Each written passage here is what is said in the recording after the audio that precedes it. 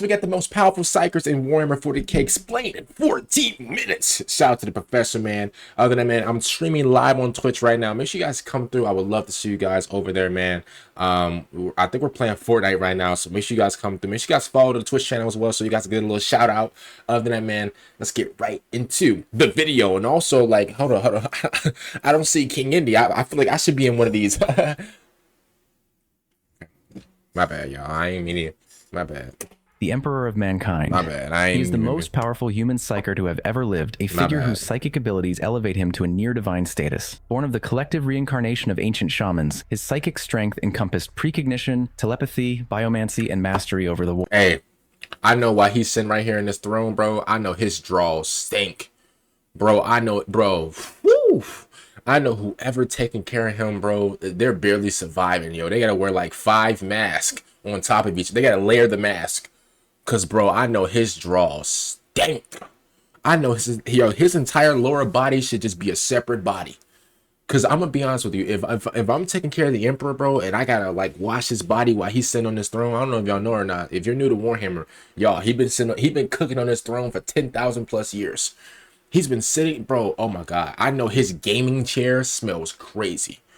Smell like bounce that booty, bro. Like. His foresight has allowed him to influence human history for millennia, Crazy. guiding mankind toward unity. He can communicate over immense distances in the galaxy and exert his influence over entire populations. At the height of his abilities, he could heal the wounded with just a touch and restore failing technology. His duel with Horus in the original lore remains the most famous demonstration of his power, obliterating a Primarch empowered by all 4 Chaos gods at once. The Emperor's psychic might obliterated Horus's soul entirely, an act so immense it shattered the War Master's body and left the Emperor mortally wounded and left him confined to the Golden Throne.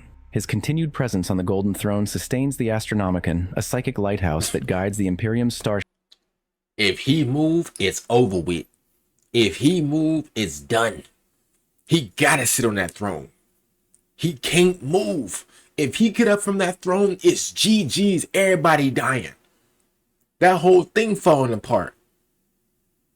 For, yo, even when the sky is falling down. Come on, bro. Down. You know it's, bro, you know the Emperor had to take a leak or something. Yo, when the sky is falling down, you know he had to get up from the throne. He had to. I don't know if there was a spider crawling up his leg. I don't know if he had fleas around him. I mean, he probably got fleas around him right now, but like, yo, if I'm the Emperor of Mankind, I would have been got up instantaneously. For real. Ships through the alternate dimension known as the Warp. It is located on Terra, and its signal is the only reliable point of reference for navigators attempting faster-than-light travel across interstellar space distances, and has become the Imperium's most crucial lifeline. His psychic shields also repel demons, while his control keeps rogue human psychers in check before they can tear open rifts into the warp. In terms of classification, he is so incredibly powerful that no human scale can truly encapsulate his essence, which is why he is worshipped as a god. Magnus the Red. The Crimson King stands out as the most powerful of the Primarch psychers. Yo, can I just say this real quick? I don't mean to pause on every single one, but I probably am. Yo, let me just say this real quick, yo. You cannot be intimidating, bro, when you got horns where your boobies is. These gotta go. These gotta go. He got horns where his boobies is. Bro, I don't know if that's the new fashion wave nowadays. Now, I know Magnus, he got no type of drip. He got no type of fashion sense. Yo, the girls look at him and just is in disarray. Like, the girls look at him and just, like, that's how they look at him. Like, he got no type of fashion or nothing. I don't know if he tried to match with the headband and in the top. Bro, let it go. Let it go, bro. First of all, take this off. You are not, who do you think you are, yo? And has risen to the rank of Demon Prince of Tzeentch. With incredible psychic abilities, he could manipulate the warp, and he is also a sorcerer with unmatched skills in telepathy, telekinesis, divination, and biomancy. Magnus the Red gained his immense psychic power through a combination of innate talent, years of intensive study, and eventually a series of catastrophic bargains with the Chaos God of Change. He can unleash blasts of raw psychic energy capable of destroying even titans. Magnus can also reach into minds, subvert the will of his victims, and turn them against their own allies. His precognition abilities allow him to see the future and find the path to victory. Magnus was designed by the Emperor to be an unrivaled psychic powerhouse, with a natural affinity for the raw energy of the warp. His potential was so vast that he was able to communicate with the Emperor psychically while still an infant in his stasis capsule. Magnus's pod landed on... What? communicate with the Emperor psychically while still an infant in his stasis capsule. So when they was communicating, was he saying, "Daddy, I need milk. Daddy, I'm crying. Daddy, I need my diaper change." Like what are we talking? What are we talking about? What do you mean he was communicating with him when he was an infant, bro? He didn't even say words. What? Magnus's pod landed on Prospero, a remote world settled by human psykers. Raised by these scholars, Magnus voraciously absorbed all their mastery of the psychic arts, including forbidden knowledge, quickly surpassing his teachers. Fast forward to the Council of Nicaea, he boldly confronted the Emperor's wards with sheer willpower, showcasing his psychic strength. During the heresy, he even managed to reach out to the Emperor directly by breaking through Terra's psychic defenses. Dumb. Goofy, you that smart and you got that much power, but you just stupid. But you making foolish mistakes. Even I wouldn't do something like that. A move that ultimately led to the downfall of the Emperor's Webway project. Dumb. After aligning himself with Tzeentch, Magnus's power only grew. As a demon primarch, he has been known to break entire Space Marine chapters with his sorcery alone and has banished greater demons in one-on-one confrontations. He sold his booty for some sorcery. Ain't that 2020 like? Wowzers. Wow, bro. Imagine selling your booty, bro, for some witchcraft. Like that is like that is like the most like diabolical thing I've ever seen in my life. You sold your soul, bro. First of all, you didn't just sell your soul, bro, for a half-eaten donut. Yo, you sold your soul, bro, for some sorcery. Oh, look, I can make this apple disappear. Zap. Like, that's what you sold your soul for, bro. Bro, Tzeentch is legit fiddling with your body at any time he wants. Just for some sorcery. You're down bad, bro. I was literally about to say that your aura is dwindling. Bro, you have no aura. Tzeentch slurped it up. Pause. But he slurped it up. Bro, you sold your booty for some sort. You sold your booty for magic. You can't be a man. Sorry. Respectfully. You can't be a man, bro. You cannot. I can't even. I don't even want to say bro's name. Yo, you gave your cheeks away for so.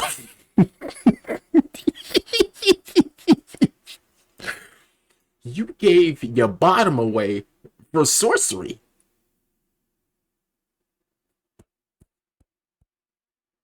Make it make sense. See, I knew something was up.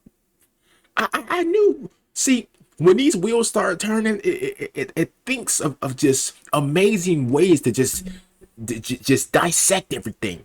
See, I knew something was up. See, I knew these horns, where his nipple was. I knew they wasn't just a fashion thing. I knew it was on a deeper level. Yo, Magnus. Yo, don't let me find out. Don't let me find out that Tzeentch gave you these. Yo, don't let me find out that this wasn't a fashion statement and that Tzeentch wanted you to put these on.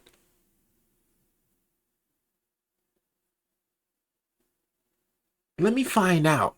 Because you already gave your booty away. Your booty is his. Tzeentch already got it. Tzeentch got everything from you. All for some sorcery. This is why I would never respect you, bro. Ever. And this is why Vulcan gave you those. Yo, I was so glad when Vulcan gave you those combos to your face. I was so glad. I was happy. I was rejoicing. Yo, I was jumping up and down, bro. Celebrating. Yeah, bro. Hitting all types of 2016 dances. Yeah, I was. When Vulcan gave you all types of combos, bro, I was happy. Happy as can be, bro. Mastery over the warp makes him one of the most dangerous beings in existence. Malcador the Sigillite. He was the Emperor's right-hand man during the Great Crusade and the Horus Heresy, celebrated as one of the most powerful psykers of his time. Even though he was mortal, his abilities were so immense that he stood second to the Emperor in both sorcery and governance. Malcador was a master of telepathy and foresight, acting as the Emperor's regent, standing in during council meetings and battles. Malcador had the remarkable ability to hide his presence from even the most talented psykers and influence minds. His foresight played a crucial role in establishing the Inquisition and creating the Grey Knights. During the Siege of Terra, Malcador's powers peaked. He took the Emperor's place on the Golden Throne, maintaining the Astronomicon for a full day. This monumental effort reduced his body to ash, but it showcased his psychic prowess in a final act of sacrifice for humanity. Hey, shout out to him, but like, bro, a day is crazy, bro. I would at least lasted a week. Malcador could also protect sanctuaries from demons and shield his allies from psychic assaults. His remarkable achievements helped ensure the Imperium's survival, even in its bleakest moments. While he wasn't a warrior in the traditional sense, his psychic impact shaped the very institutions that continue to define the Imperium today. Eldrad Ulthran.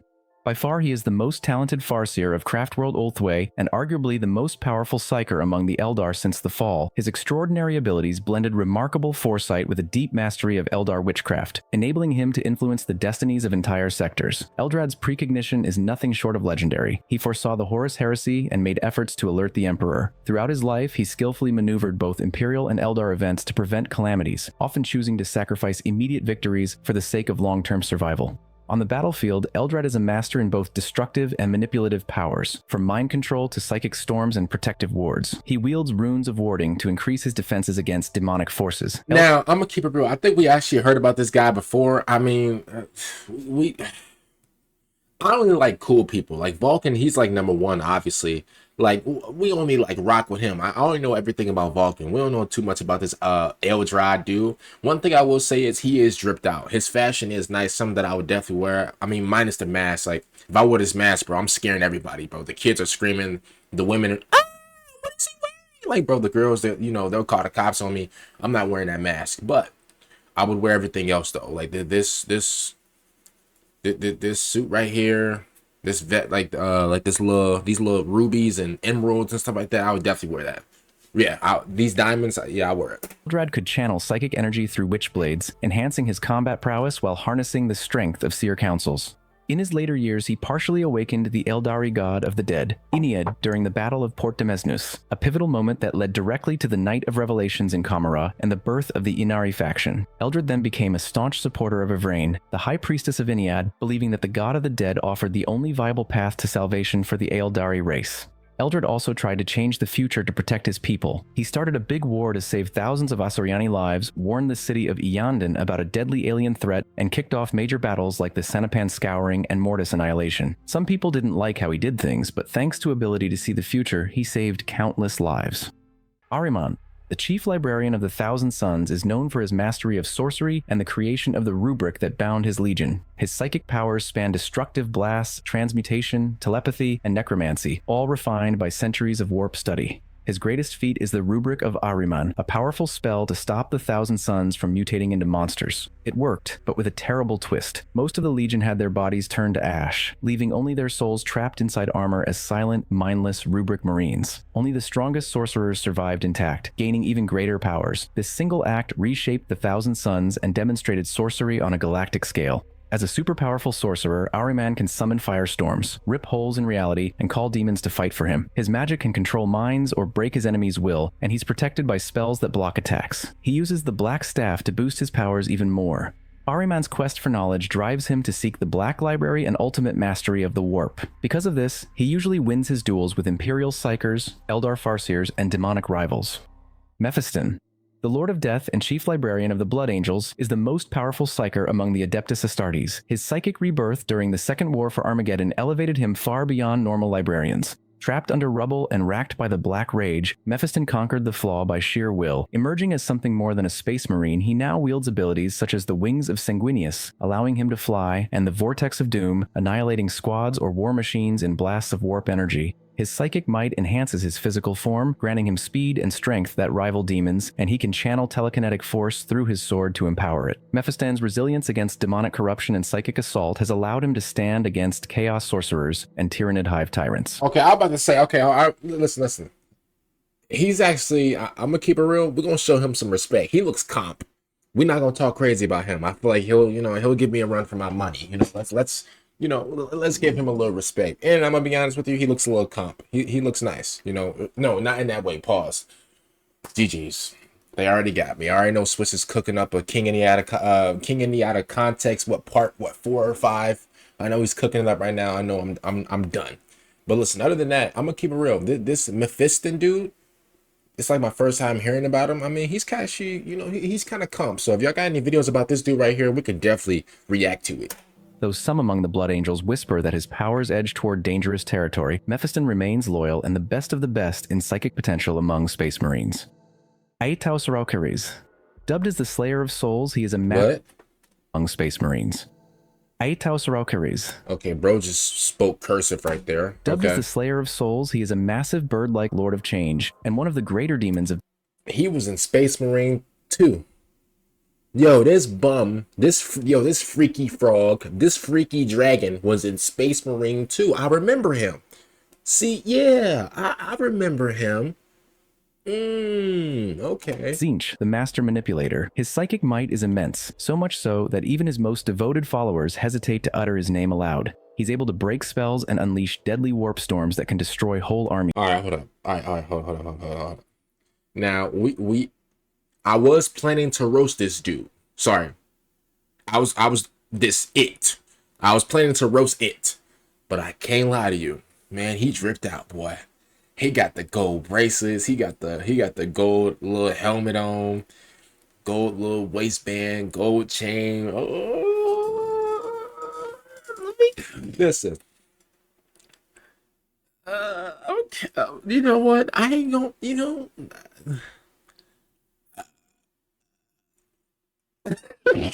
Listen. Listen.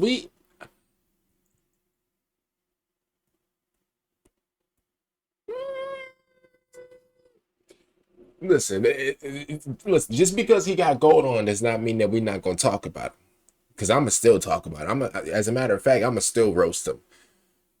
But you know, he don't look too bad with the drip on, man. You know, as a matter of fact, I'm feeling generous today. You know what? For his entire part, just because he looking all dripped out, we're gonna leave him alone. We're not gonna talk about him because I had a bunch of roasts about him.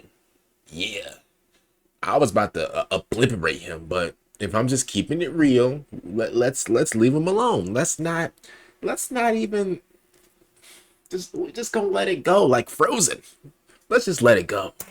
Just being near him can mess with reality and drive people insane. Some stories say entire squads went mad before he even landed. His magic is so powerful it can destroy massive war machines, erase psykers instantly, and twist space-time itself. But his mind has been broken by Tzeentch's dark magic, trapped him with layers of magical...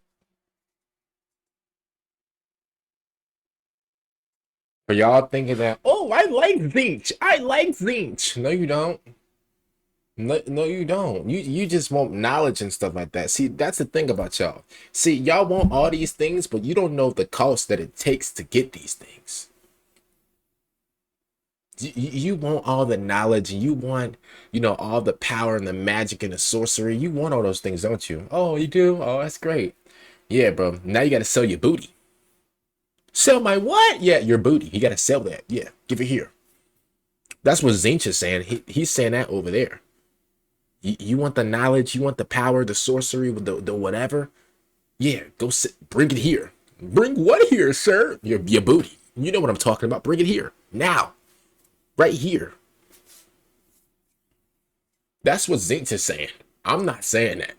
I already know Swiss Flight, you know, from Discord. He gonna take this and just he gonna take. I already know he gonna take this clip, warp it, and put me in a King Any Out of Context compilation video. I already know that. I know I'm doomed. But let me just say this, for people that's watching the actual video with context, yo, stop thinking that you need to know everything. You don't need to know everything.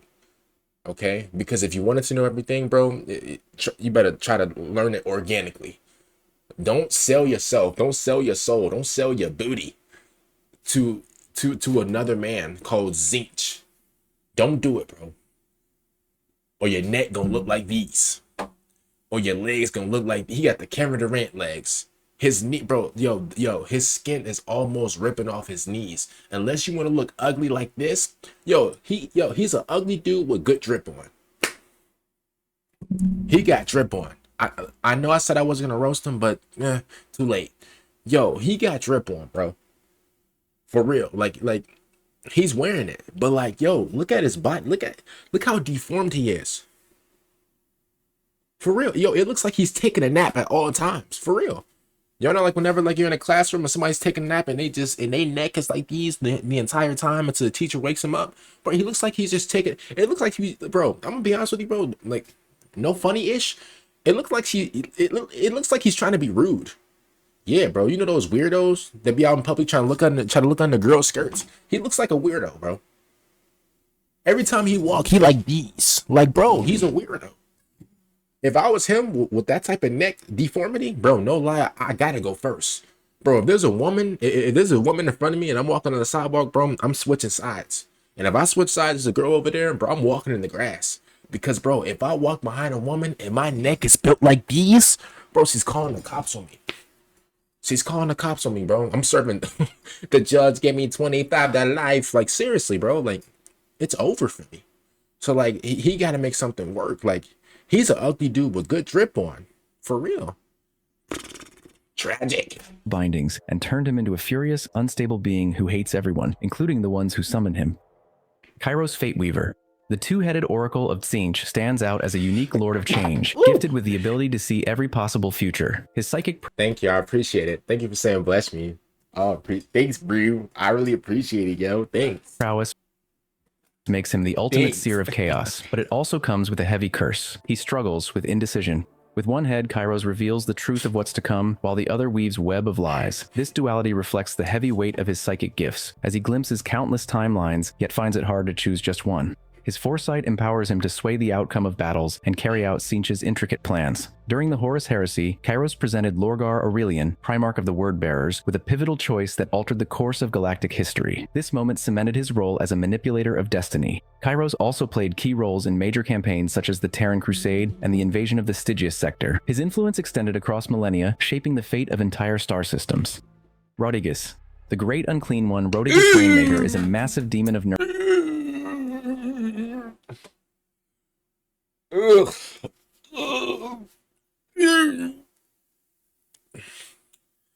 Yo, let me just say this. Man, yo, you couldn't pay me to hug him. Man, if I try to hug this dude, bro, yo, his stomach gonna take a bite out of my stomach. You couldn't pay me to hug him, bro. Bro, come on, yo. Look at this dude right here. Yo, he looks like a big ball of pancake batter. This is crazy. Yo, call me a hater, call me whatever you want. You can never say I look something like this. Yo, I would rather be powerless and look like me than be powerful and look like him.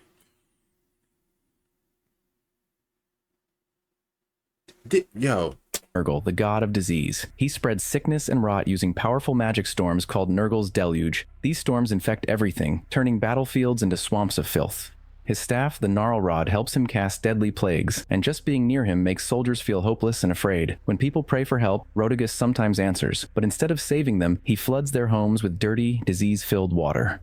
On the planet Dartan, Rotigus turned a Tau colony into a rotting swamp. Their advanced water systems and quarantine tech couldn't stop the infection. Meanwhile, Rotigus played an important role in the Siege of Nebis as a powerful psyker. Summoned by Mortarian sorcerers, he unleashed warp-born energies that accelerated the Hive world's collapse. His psychic influence made him a supernatural catalyst for the...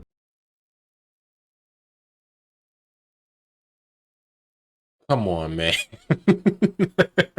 Come on. Yo, he looks like a Souls battle boss. Come on, man. Really?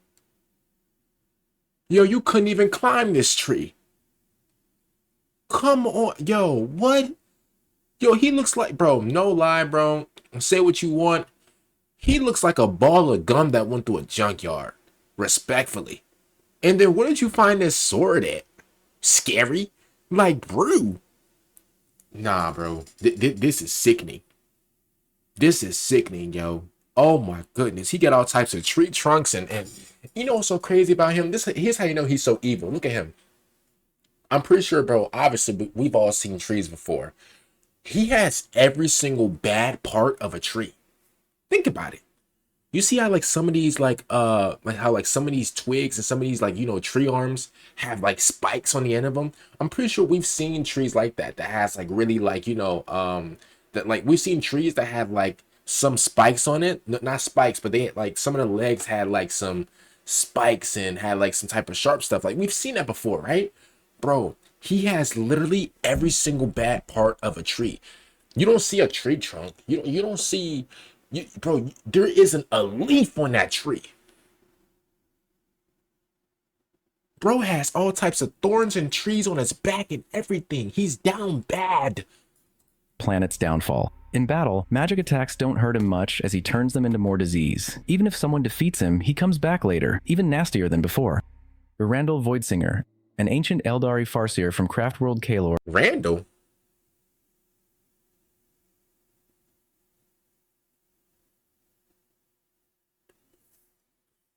Nastier than before. Erandel Voidsinger. Oh, Randall. I was about to say. Oh, is this a girl, y'all? An ancient Eldari farseer from Craftworld Kalor, Erandel is celebrated for her extraordinary psychic... Oh, it's a girl. Okay, he said her. All right, I was about to say, yo, like, she looked good, but if it was a dude, bro... prowess and prophetic vision. Her accomplishments go beyond the usual realms of psychic warfare. As a prominent member of the Conclave of Tears, Erandel has lived since the fall of the Eldari Empire, witnessing the rise of the Imperium of Man and countless other monumental events. Her psychic skills are deeply rooted in the disciplined traditions of the Ezuriani Farseers. Her mind has withstood encounters with entirely alien consciousnesses, and she has access to the Black Library, the most secretive storehouse of chaos knowledge hidden within the Webway. Voidsinger has fought alongside the war hosts of every major craft world and even journeyed through the Kamara, the home of the Dark Eldar, and it is said to be impossible for outsiders to find. She has witnessed the Harlequin's great dance more than any other Eldari and has shared counsel with a solitaire, a rare privilege among her people. The Doom of Malantai. This was a monstrous tyrannid bioform, notorious for its psychic hunting and destruction of the Eldar craft world Malantai. What set the Doom apart from other tyrannid creatures was its extraordinary warp-based ability to devour... Hey, let me tell you something. Don't ever trust Malantai. nothing. What set the Doom apart from... Don't ever trust nothing that get their whole brain out. Bro, if you ever see a creature, bro, and you can visibly see their brain, do not trust it at all, bro. Come on, yo. Yo, that creature, bro, it is up to no good. For real, bro. Seriously. If you ever see a creature that got their whole brain just exposed, don't ever trust it. Bro, I wouldn't trust that thing with my last dollar. Come on, bro. What? And then read the Doom of Malante. Come on, yo. Come on. And I'm gonna just keep it real. Like, even though this thing look like really small or whatever, bro, a little Air Force One stump won't work. You gotta pull out the switch with the what's it called, bro? The Glock with the switch with the beam on it. You gotta pull out something crazy. Other tyrannid creatures was its extraordinary warp-based ability to devour not just physical beings, but the very souls of its prey. As a psychic predator, it siphoned off spiritual energy through a devastating aura that intensified with every life it consumed. This made it particularly deadly against the Eldar, whose souls are deeply connected to the warp. The Doom's most catastrophic act was the total annihilation of Malantai. Bro, his cranium is fat. Oh my good, yo, he got a shell blocking his brain. Like, come on, Yo, this shell like it blocks bullets. Like, where it gorged itself on the souls of thousands, leaving the craft world a hollow, lifeless shell floating in the void. The destruction of Malantai stands as one of the most notorious psychic massacres in the annals of galactic history. The Doom's ability to bypass standard defenses and devour entire populations through warp resonance earned it a unique classification among bioforms. The Cacodominus. This entity of unknown origin was believed to be a cybernetic xenos psyker of incredible power, notorious for sparking one of the most devastating psychic disasters in the Imperium's history. In the 34th millennium, it managed to psychically dominate the inhabitants of 1,300 Imperial planetary systems, plunging the Catalexis sector into chaos without firing a single shot. Just its voice alone could project psychic control across light years, causing mayhem in communications, navigation, and even driving countless beings to the brink of madness on a galactic scale. In response, the Black Templars launched a crusade to eliminate this entity, and while they ultimately succeeded, it came at an enormous cost. As the Cacodominus met its end, it let out a final psychic scream so intense that it echoed through the warp, shattering the minds of millions of astropaths, distorting the Astronomicon, and plunging the Imperium into a vast blackout. This ain't get me, yo. I had the Beats by Dre on. Yo, the little noise canceling joints, yeah, but it ain't get me. Respectfully. I mean, now obviously, like, did my ears ring a little bit? Yeah, listen, I wasn't gonna cap and lie to y'all. Like, bro, when I was listening to like that new Drake, what did I miss? Dun, dun, dun, dun, dun, dun. And then when I heard the little ring, I'm like, oh, what's going on? Like, did Drake scream? Like, yo, what's going on? Then they're like, oh, I don't know what happened. I don't know. Like, I mean, I'm pretty sure, like, the dude next to me, Jeffrey, I'm pretty sure he was tweaking and him, like, the Harlem shaking and stuff like that. But I don't know. I thought he was just dancing to, like, the music that I was listening to. This catastrophic event, known as the Howling, led to the loss of countless starships and the descent of entire subsectors into barbarism. Tigurius. The chief librarian of the Ultramarines possesses incredible psychic skills. Yo, why he look... Is it me or do he look 2,500 years old? Particularly in divination. This enables him to predict He enemy look movements old? with remarkable accuracy, frequently shifting the momentum of battles. Tigurius harnesses his psychic abilities to unleash powerful manifestations, raging storms of war. Tigurius yeah, definitely plastic surgery. He got the BBL cheek muscles. Yeah. harnesses his psychic abilities to unleash powerful manifestations, raging storms of warp energy, mind-bending blasts, and protective barriers that guard his brothers against demonic threats. His legendary resilience against psychic attacks allows him to stand strong even when facing the most devious entities from the warp. One of his most impressive achievements was during the defense of HR4, where his foresight helped the Ultramarines outsmart Tyranid swarms and save the planet. He also played a crucial role in the Battle of Macragge's Shadow, where he provided psychic shields to entire strike forces, protecting them from hive mind interference. Lorgar Aurelian. The Primarch of the Word-Bearers might not have been born with the same raw psychic talent as Magnus the Red, but his loyalty to chaos transformed him into a powerful sorcerer. His journey into the arcane arts began during the Pilgrimage, a spiritual quest across the galaxy where he honed his abilities in demonic summoning and warp manipulation. By the time the Horus Heresy came around, Lorgar's sorcery had reached a level that rivaled his most skilled brothers. He could summon entire legions of demons and twist reality with dark rituals. His manipulation of Horus on Davin was a masterclass. So like, why do he got like little bitty like text messages all over his face? Like, what's with that? Like, can somebody explain that to me? Like, why do he got like these little crossword lines? Just like down his head and stuff like that. Like, can somebody please break that down to me? Psychic and ideological influence, guiding the War Master down a Oh, path. hell no. Oh, hell no, bro. Oh, hell no. Look at him, yo. Bro, what? First of all, close the schools.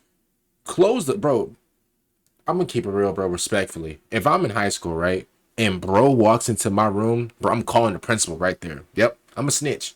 I'm snitching, bro. Yo, Principal Adams, is he supposed to be in my room?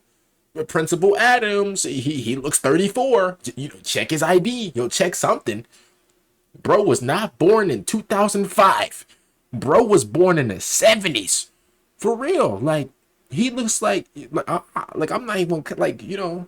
I just gotta keep it real. Like, his face looks plastic surgery. Like, it looks like he's been under the knife. I gotta keep it real. He looks 50, cosplaying as a high schooler. Like, seriously, bro. Like, if he was in my class, bro, like, respectfully, like, I'm letting everybody know right now, yo, if he talks to you, tell me everything he's saying so I can, like, I'm doing some Sherlock Holmes, I'm doing some Adrian Monk detective work over here, bro. He's not about to get away with this because there's no way he's our age. For real, like, seriously, like, he has, like, you cannot tell me he doesn't have like a BBL like cheekbones. You can't tell me this, bro. He looks fake.